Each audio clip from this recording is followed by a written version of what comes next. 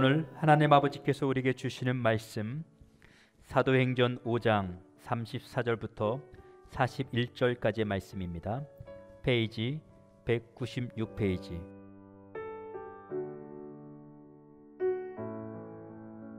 바리새인 가말리엘은 교법사로 모든 백성에게 존경을 받는 자라. 공회 중에 일어나 명하여 사도들을 잠깐 밖에 나가게 하고 말하되, 이스라엘 사람들아, 너희가 이 사람들에게 대하여 어떻게 하려는 것을 조심하라. 이전에 드다가 일어나 스스로 자랑하며 사람이 약 400이나 따르더니 그가 죽임을 당하며 쫓던 사람이 다 흩어져 없어졌고, 그 후 호적할 때에 갈릴리 유다가 일어나 백성을 깨어 쫓게 하다가 그도 망한즉 쫓던 사람이 다 흩어졌느니라. 이제 내가 너에게 말하노니 이 사람들을 산관 말고 버려두라. 이 사상과 이 소행이 사람에게로서 났으면 무너질 것이요, 만일 하나님께로서 났으면 너희가 저희를 무너뜨릴 수 없겠고 도리어 하나님을 대적하는 자가 될까 하노라 하니, 저희가 옳게 여겨 사도들을 불러들여 채찍질하며 예수의 이름으로 말하는 것을 금하고 놓으니, 사도들은 그 이름을 위하여 능욕받는 일에 합당한 자로 여기심을 기뻐하면서 공의 앞을 떠나니라. 아멘.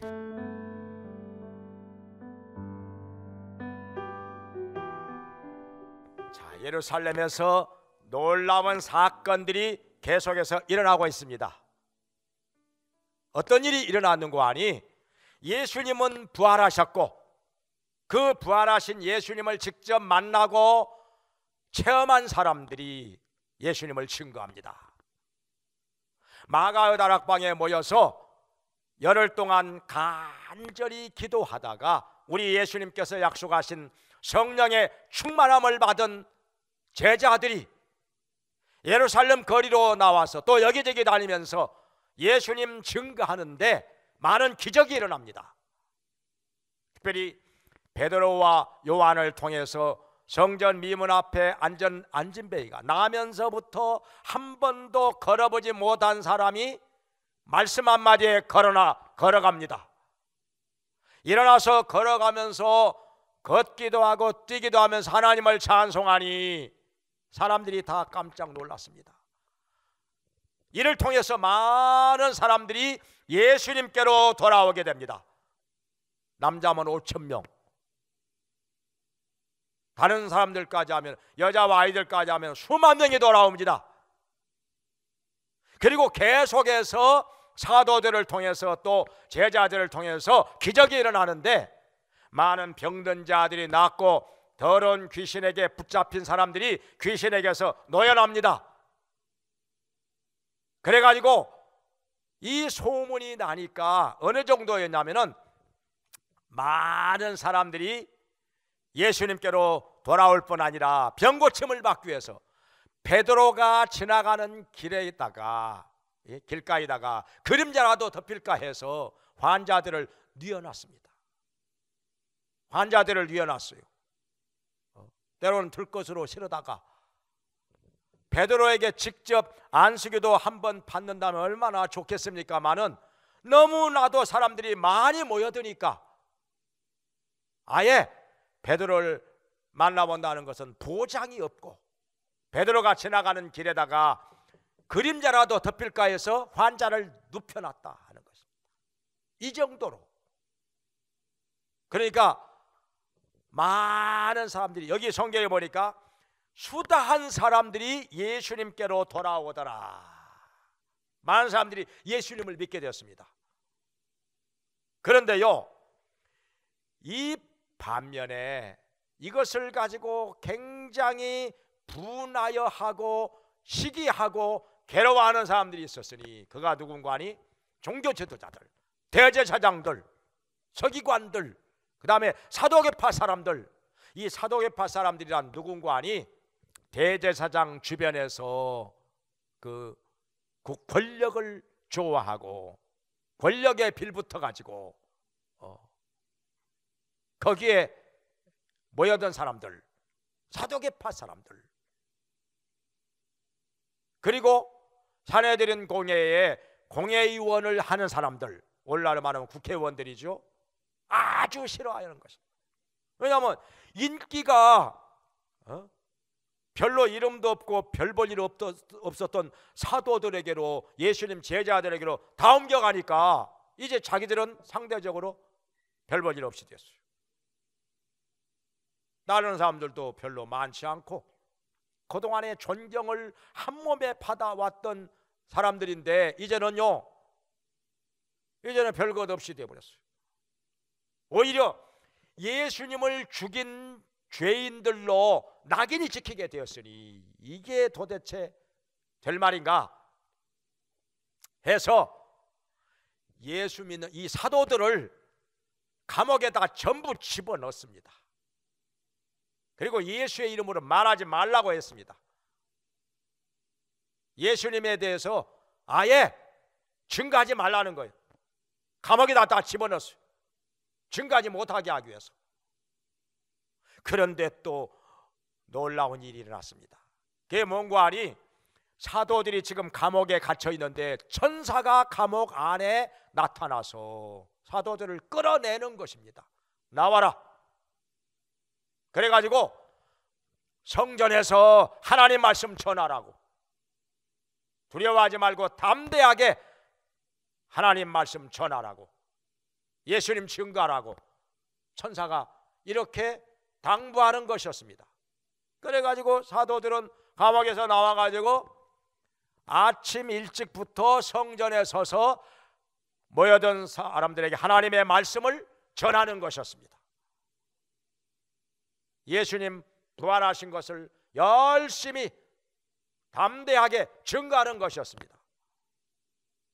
그런데 그것도 모르고 지금 예루살렘에 사내들인 공회가 모였습니다. 모여가지고 베드로랑 사도들을 감옥에서 끌어내라, 이리 데려와라. 왜냐하면 죽여 없애려고, 아예 죽여 없애려고 작정을 한 것입니다.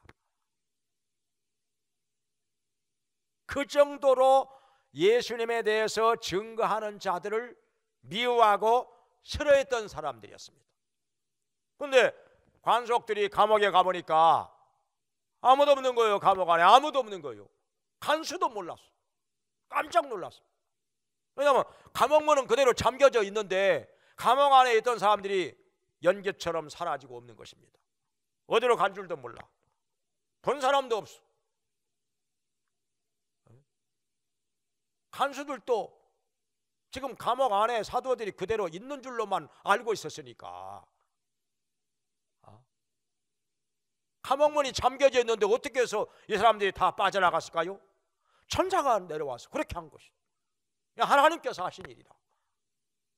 사람의 이성으로 과학으로 설명이 안 되는 일입니다. 감옥문이 잠겨져 있는데, 밖에서 잠겨져 있는데 감옥 안에 있는 사람들이 다 사라지고 없으니 이게 어찌 된 일이냐, 이거. 설명이 안 되는 것입니다. 이해가 안 되는 일이죠.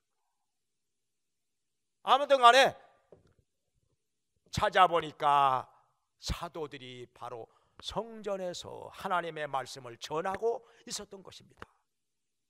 깜짝 놀랐죠. 그래서 대제사장의 명령을 받들어서 사도들을 사내들인 공회로 끌어갔습니다. 데려갔는데 지금 대제사장은 여기 33절에 보면은 아주 분하여하고, 사도들에서 분하여하고 없애려고 했습니다. 없애려고. 그런데 여기에 대해서 다른 얘기를 하는 사람이 하나 나타났어요. 그가 바로 오늘 나오는 가말리엘입니다. 가말리엘은 율법학자, 유명한 율법학자입니다. 교법사로서 백성들에게서 존경을 한 몸에 받는 사람이었습니다. 그런데 여기 가말리엘에 대해서 얘기하기 전에 먼저 그의 할아버지 얘기부터 해야 돼요. 할아버지가 누군가 하니 힐렐이라고 하는 사람, 이스라엘의 유명한 3대 율법학자를 꼽으면은 힐렐, 샴마이, 그리고 여기 나오는 가말리엘입니다. 힐렐이 어떤 사람인 거 아니요? 원래 바벨론에서 살고 있었습니다. 지금의 이라크 지방. 근데 유대인인지라 율법을 그렇게도 공부를 하고 싶었습니다. 제대로 공부하고 싶었어요. 근데 율법을 제대로 공부하려면 제대로 가르치는 실력 있는 선생을 만나야 되지 않겠어요? 원래 실력 있는 스승 밑에서 실력 있는 제자가 나오는 거니까. 그래서 그 머나먼 길을 여행을 해서 예루살렘에까지 갔습니다. 내가 아주 잘 가르친다고 하는, 실력이 좋다고 하는 유명한 선생을 찾아갔는데 돈이 없어. 그러니까 공부를 할 수가 없었던 것입니다. 그래가지고 어떻게 하는 거니? 도둑 공부를 해요. 도둑 공부. 지붕 위로 올라갔어요. 밤에 지붕 위로 올라가가지고 천창에다가 귀를 바짝 대고서 강의를 듣는 것입니다. 근데 강의를 듣다가 그만 깜빡 잠이 들어버렸어요. 그 중에 방 안에 있는 사람이 하나가 이렇게 보니까 뭐 천창에 뭐 시커먼 것이 하나 붙어 있는 거예요. 혹시 도둑이 아닌가? 해가지고 지붕 위로 올라가 봤더니 웬 사람이, 젊은 청년이 하나가 잠들어 있는 거예요. 천창에다가 바짝 귀를 대고서 그냥 잠이 들어 있었던 거예요.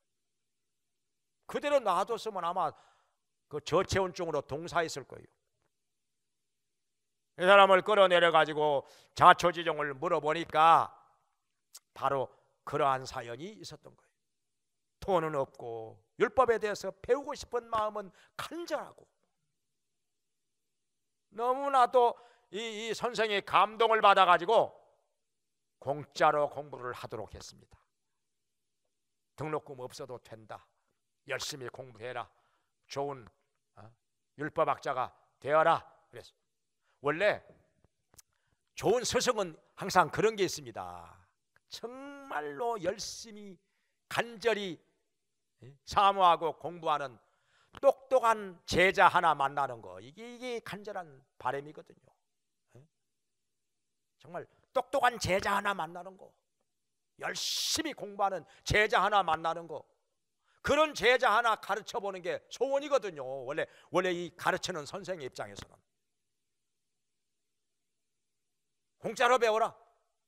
그래가지고 힐렐이 그 선생 밑에서 열심히 공부를 하기 시작하는데 먼저 공부하는 사람들보다 앞서가기 시작합니다. 먼저 된 자보다 나중된 자가 앞서가는 거예요. 그래가지고 그 힐렐이 아주 유명한 율법학자가 되었는데, 그가 세운 업적이 무엇인가 하니 율법의 전통을 체계화시킨, 최초로 체계화시킨 사람이 바로 이 힐렐입니다. 그 힐렐의 손자가 가말리엘인데, 이 가말리엘이 얼마나 훌륭한 율법학자인 거 아니 온 백성이 다 존경을 해요. 그리고 여기 산헤드린 공회의 의장도 했습니다. 전직 의장이에요. 거기다가 백성들이 이 가말리엘에 대해서는 뭐라고 하는 거 아니? 별명이 율법의 미라고 했어요. 율법의 미, 이런 별명이 붙었어요. 나중에 가말리엘이 죽고 나서 사람들이 뭐라고 했는 거 아니요? 이스라엘에서 율법이 사라져버렸다. 가말리엘이 죽고 나니까 이스라엘에서 율법이 사라져버렸다 할 정도로, 그러니까 가말리엘이 곧 율법이라 이렇게 말할 정도로 훌륭한 율법학자, 교법사였다 이 말이죠. 이 가말리엘이 한마디 하니까 사람들이 다 귀를 기울여 듣는 것입니다. 더군다나 여기 산헤드린 공회, 이 70명으로 구성된 산헤드린 공회 전직 의장 아니에요? 지금으로 말하면 국회의장 역임했던 사람이라, 그리고 온 백성이 존경하는 학자인지라 귀를 기울여 듣습니다. 뭐라고 하는 거 아니? 자, 사람들아 들어보라. 너희가 이 사람들에게 어떻게 할 것인지 조심해야 한다. 함부로 하면 안 된다. 전에 드다가 일어나서 백성을 선동하는데 400명이나 글을 줬더니 그가 죽임을 당하고 나니까 400명이 다 흩어져 버렸다. 아무도 따르는 자가 없게 되었다. 그리고 또 갈릴리에서 유다라는 사람이 일어나서 선동을 해. 백성을 선동했는데 뭐라고 했는 거 아니? 로마 정부에다가 세금 바칠 필요 없다. 세금은 오직 하나님께만 드려야 한다. 그래가지고 백성들이 선지자가 일어난 줄로 알고 많이 따랐었는데 그가 망한즉, 그러니까 죽었다는 말이죠. 그가 죽고 나니까 따르는 사람들이 뿔뿔이 다 흩어져 버렸어. 다 터져 버렸어. 그러니까 여기 예수님도 지금 십자가에 못 박혀 죽었는데 그가 죽고 나면은 그게 따르는 사람들이 다 흩어지지 않겠느냐 이거죠. 이게 사람에게서 난 거라면은 가만 놔둬도 내버려 둬도 다 없어져 버릴 것이고 다 뿔뿔이 흩어질 것이고, 그런데 이것이 만일 하나님께로부터 난 거라면은 사람이 무너뜨릴 수가 없을 것이다. 만약에 이것을 무너뜨리려고 하면은 하나님을 대적하는 것이 되지 않겠느냐. 이거 두려운 일 아니냐 이거. 그러니까 내버려 두자. 그러니까 가만히 들어보니까 이 합리적인 판단, 이 합리적인 말이 너무나도 지당하거든요. 전혀 틀리지 않거든요. 그 누구도 이 일을 제기하는 사람이 없었던 것입니다. 다 고개를 끄덕끄덕 하면서 다 끄덕끄덕 하면서 다 듣는 거예요. 다 받아들이는 거예요. 그러면 그럽시다 해가지고 다시 잠깐 내보냈던 사도들을 다시 불러들여가지고 이렇게 얘기를 합니다. 앞으로 예수 그리스도의 이름으로 아무 말 하지 마. 예수 그리스도에 대해서 말하지 마. 하지 말라만 하지 마 해가지고 채찍질을 해서 내보냈던 것입니다. 아니 아무런 잘못이 없는 사람들이라면은 그냥 내보내야지 왜 또 채찍질로 때려가지고 내보냅니까? 또 하여튼 심술도 고약합니다. 사람들이요 예나 지금이나 이렇게 죄 없이 고통당하고 이런 사람들은 언제나 있게 마련이죠. 그래가지고 사도들이 여기서 나와가지고 뭐라고 어떻게 생각하는 거 아니? 예수 그리스도를 인하여서 능력받는 일에 합당한 자로 여김을 받게 된 것을 오히려 기뻐하더라 그랬습니다. 내가 아무것도 아닌 사람인데 예수님 때문에 이렇게 고통을 당하고 능력을 당한다? 이거 정말 영광스러운 일이 아닌가. 이것을 기뻐하면서 이것을 영광스럽게 여기면서 그렇게 나왔었다가 이 말이죠. 인간적으로 생각하면 기분 나쁜 것이죠. 아무 잘못한 것도 없는데 뭐 잘못한 것도 없는데 감옥에도 갇혔다가 또 채찍질 당하고 실컷 얻어맞고 나와. 인간적으로는 심히 기분 나쁘고 못마땅한 일이지만은 예수님을 생각하니까 내가 예수님 때문에 이렇게 능욕당하고 고통을 당하고 이거 기뻐할 일이 아닌가. 이거 영광스러운 일이 아닌가. 또 하늘에 상이 많고. 그리고 여기 성경에 뭐라고 되어 있는 거 아니?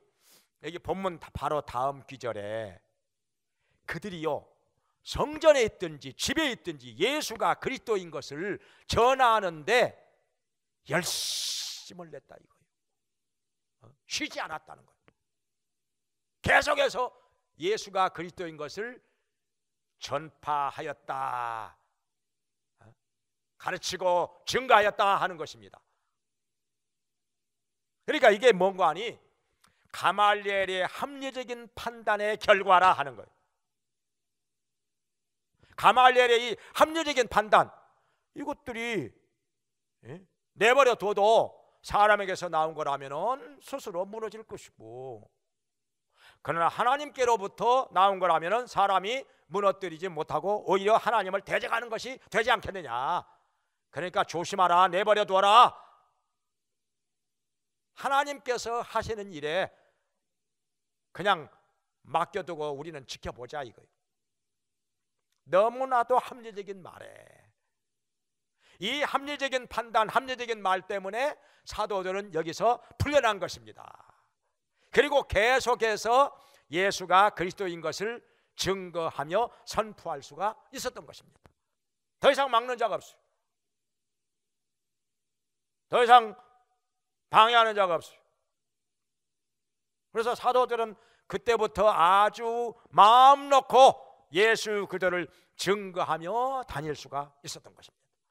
더 이상 감옥에 안 들어갔어요. 나중에 쭉 지나서 아주 상당히 오래오래 지난 후에 감옥에 들어가는 일은 있었고 순교당하는 일도 있었지만은 당분간은 막는 자가 없었어요. 이 가말리엘의 말 한마디에, 이 합리적인 판단, 합리적인 말 한마디에 더 이상 막는 자가 없었더라 하는 거예요. 우리가요 이런 것을 생각을 해야 될 것입니다. 많은 사람들이요 잘못된 선입관과 편견에 빠져가지고 올바른 신앙을 갖지 못하는 경우 얼마나 많습니까? 내가 안 가봤다고 인도 안 가봤으면 인도가 없는 것입니까? 파리의 에펠탑 올라가 보지 않았다면 에펠탑이 없는 겁니까? 내가 체험하지 않았으면 그걸 부인할 것입니까? 우리 하나님을 만나고 체험하지 못했다고 해서 하나님 없다고 하겠습니까? 하나님을 간절히 찾고 찾으면 만나는데 하나님을 만나면 체험이 있을 것이고 체험이 있으면 확신이 생기는 거고 그리고 기도해서 응답이 있는 것이고 기적이 있는 것인데 부활하신 예수님에 대해서도 마찬가지입니다.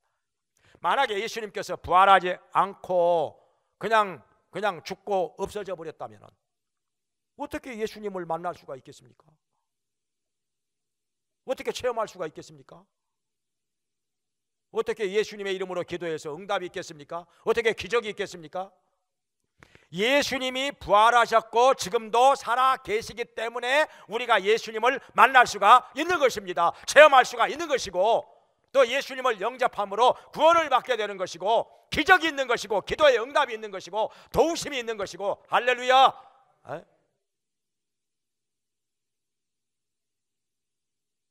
예수님의 이름으로 귀신이 쫓겨나가고 귀신도 쫓겨나가는 거죠.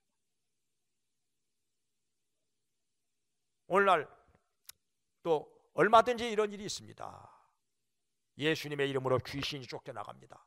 성경에 말씀하셨죠. 내 이름으로 저희가 귀신을 쫓아내며 새 방언을 말하며 뱀을 집으며 무슨 독을 마실지라도 해를 받지 아니하며 병든 사람에게 손을 얹은즉 나으리라.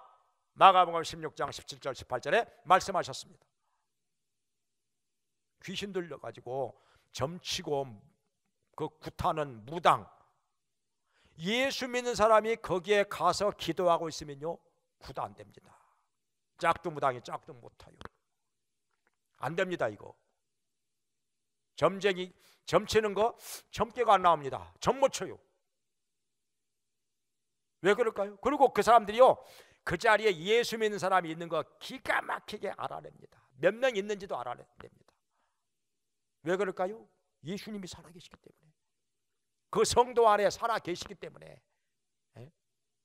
하나님의 종들 속에 예수님이 살아계시기 때문에 예수님이 안 계신다면 귀신이 어떻게 알아요 그걸? 왜 점을 못 쳐요? 왜 굿을 못하고? 저도 많이 체험을 해봤죠. 예수님의 이름으로 귀신 꽤 많이 쫓아냈죠. 귀신이 왜 나갑니까? 어떤 사람은 그렇게 말을 하죠. 복숭아 나무로 몽둥이를 만들어서 두들겨 패면 귀신 나간다고. 나갑니까? 그렇게 해서 나갈 것 같으면 귀신 다 나가겠죠. 그거 누가 못해요? 그거 다 하지요. 복숭아 나무로 그거 몽둥이 만들어 가지고 두들겨 패면 그렇게 해서 안 나갑니다. 그렇게 해서 그러다가 사람 죽어나가는 경우도 있지요. 그 뉴스에 나오잖아요.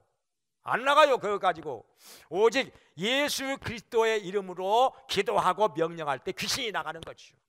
예수님의 능력으로 귀신이 나가는 거죠. 이거 체험하는 사람들은 다 아는 거예요. 다 아는 사실. 한 번은 이런 일이 있었어요.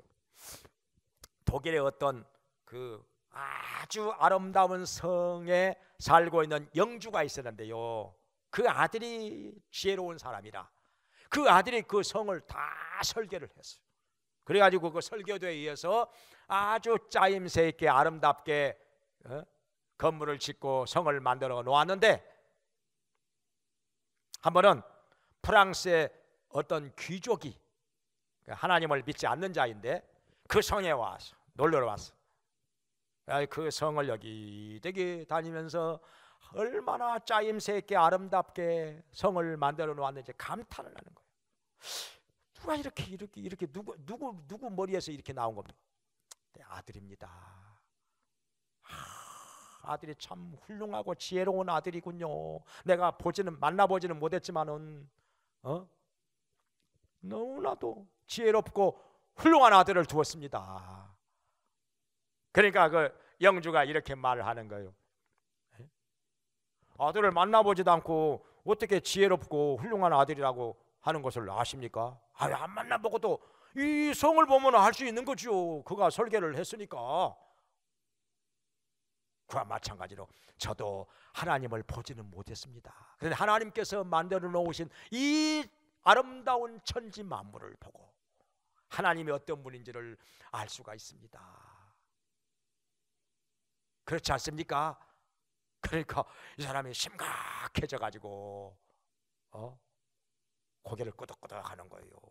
그동안 하나님을 믿지는 않았지만은 이 하나님께서, 이 전능하신 창조주 하나님께서 만들어 놓으신 우주 만물을 볼 때 이것을 만드신 하나님이 어떤 분인지 우리가 알 수 있잖아요. 로마서 1장 18절 19절에 있는 말씀대로 그 만드신 만물을 통해서 그의 신비한 능력을 알 수가 있다는 거, 하나님의 지혜를 알 수가 있다는 것입니다. 하나님께서 만들어 놓으셨으니까. 이게 어떻게 저절로 생겨나겠습니까? 하나님께서 만들어 놓았다는 거, 하나님을 만나고 체험한 사람들은 다 알 수가 있는 것입니다. 그리고 확신할 수가 있는 것이죠. 우리가 이 세상 살아가면서 이런 합리적인 판단이 필요하다 하는 것입니다. 우리가 사람에 대해서도 얼마나 많이 오해합니까? 얼마나 편견에 빠집니까? 얼마나 잘못 알고 있을 때가 많습니까? 나중에 가서야 아하, 내가 잘못 알았구나 할 때가 얼마나 많아요. 그러니까 너무 쉽사리 잘못된 선입관과 편견에 빠지지 말자 하는 것입니다. 좀 알아보고 좀 체험해보고 그러고 나서 결론을 내려도 늦지가 않습니다. 우리에게 이런 합리적인 사고가 필요하고 합리적인 판단이 필요한 것입니다. 예수님에 대해서도 그렇습니다. 예수님 만나보지도 않고 예수님에 대해서 그의 부활을 부인하고 예수님의 구주되심을 부인하고 그러다가 헛되이 영원한 멸망에 빠져들어가는 사람들 얼마나 안타깝습니까? 얼마나 안타까워요. 좀 알아보고 좀 찾아보고 만나보고 체험해보고 그러고 나서 결론을 내린다면 얼마나 좋았겠습니까? 그렇게 했다면 예수님께서는 반드시 그를 간절히 찾고 찾는 자를 만나 주셨을 것이고, 예수님 만나면 체험도 생기고 확신도 생기고 구원도 받았고 하나님의 자녀로 거듭나게 되고 영원한 하늘나라 들어가게 되었을 텐데, 할렐루야. 우리 예수님은 그런 분이라 이거죠. 찾는 자에게 만나 주시는 분이라, 기도하는 자에게 체험을 주시는 분이라. 우리가 부지런히 성경도 읽어보고 깨달아보고 성경도 몇 번이고 읽어보고, 왜냐하면 우리 주님께서는 말씀을 통해서 우리에게 찾아오시는 분이니까. 그리고 간절히 기도하면서 주님 저를 좀 만나 주시옵소서. 저를 만나 주시옵소서. 우리 주님 살아계신다면 저를 한번 만나 주십시오. 저에게도 체험을 주십시오. 이렇게 기도하면 어찌 주님께서 그 기도를 언제까지나 외면하시겠습니까? 언젠가는 만나 주실 텐데. 체험이 생기고 확신이 생길 텐데, 그리고 우리는 구원을 받게 되고 변화가 되고 내가 만난 예수님을 증거하는 사람으로 살게 될 텐데. 그래 여기 성경에 보면은 바울이 누구냐 하면은 바로 여기에 나오는 가말리엘의 제자였습니다. 이 가말리엘 밑에서 최고로 유명한 율법학자 밑에서 율법을 공부했던 사람입니다. 그러니까 자부심 가질만 하죠. 원래 이 바울의 가문이 좋은 가문이라 이런 훌륭한 선생 밑에서 어렸을 때 율법을 배웠다 이 말이죠. 그러니까 바울의 자존심 이 대단한 겁니다. 이거 바울의 자부심 대단한 거예요. 오늘날 뭐 서울대 나온 사람보다 더 대단한 거죠, 자부심이. 그런데 바울은 왜 합리적인 이 판단을 하는 이 스승 밑에서 공부했던 사람이 왜 그렇게 예수 믿는 사람들을 몹시 싫어하고 핍박을 했는지 모르겠어요. 정의감 때문에 그랬겠죠. 근데 이런 바울이 다메섹으로 가는 길에서 부활하신 예수님을 만나고 예수님을 믿게 됩니다. 예수님을 구주로 영접하게 되고 이제 예수님의 구주 되심을, 그리고 예수님의 부활하심을 증거하게 돼요. 자기가 체험했으니까, 직접 만났으니까. 사도가 되어서 예수님을 증거하는데 전생애를 바치고 헌신합니다. 근데 왜 하나님께서, 왜 예수님께서 이런 바울을 만나 주셨을까? 아무나 만나 주시는 게 아니죠. 그래도 바울에게 좋은 점이 있었습니다. 그게 뭔가 하니 정의감, 바르게 의롭게 살고자 하는 마음이 아주 강한 사람이었습니다. 정직한 사람이었죠. 진실한 사람이었죠. 예수님을 잘 몰라가지고 핍박을 하기는 했어도 그 마음 바탕만큼은 정직하고 의롭고 진실한 사람이었기 때문에, 그리고 그의 실력 대단하죠. 율법에 대한 실력 대단하죠. 예수님 한번 만나고 체험하게만 하면은 완전히 달라질 사람이었기 때문에 예수님께서 만나 주신 거 아닐까요?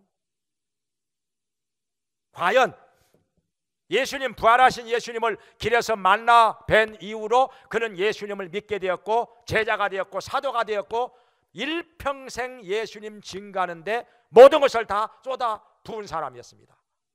목숨까지 내놓고. 합리적인 판단의 결과가 이렇게 중요한 것입니다. 그냥 덮어놓고 무턱대고 그냥 내 선입관과 편견에 빠져가지고 어떤 잘못된 주장을 계속할 것이 아니라 일단 내 판단, 내 결론 접어놓고 좀 더 알아보고 좀 더 찾아보고 좀 더 들어보고 체험도 해보고 그러고 나서 결론을 내리자 이거예요.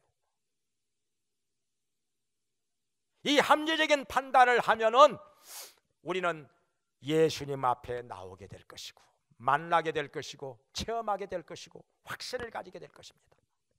왜냐하면 예수님 살아계시니까, 지금도 살아계시니까, 우리를 만나 주시니까, 기도를 들어주시니까, 지금도 능력을 나타내 주시니까 이 합리적인 판단을 함으로 말미암아 우리 모두가 예수님을 만나고 체험하고 올바른 신앙으로 나아가게 되기를 주의 이름으로 축원합니다. 기도하겠습니다. 자비로우신 하나님 아버지, 저희들도 가말리엘처럼 합리적인 판단을 함으로 말미암아 그랬던 선입관이나 편견에 빠지지 않게 해주시고 오해에 빠지지 않게 해주시고 올바른 신앙으로 나아가게 하여 주시옵소서. 예수님 만나게 해주시고 체험하게 해주시고 영접하게 해주시고 거듭나게 해주시고 확신을 가지고 우리 주 예수 그리스도를 증거하면서 살게 해 주시옵소서. 또한 주님의 도우심을 받으면서 주님의 은총과 복을 받으면서 사는 자들 되게 하여 주시옵소서. 예수님의 이름으로 기도합니다. 아멘.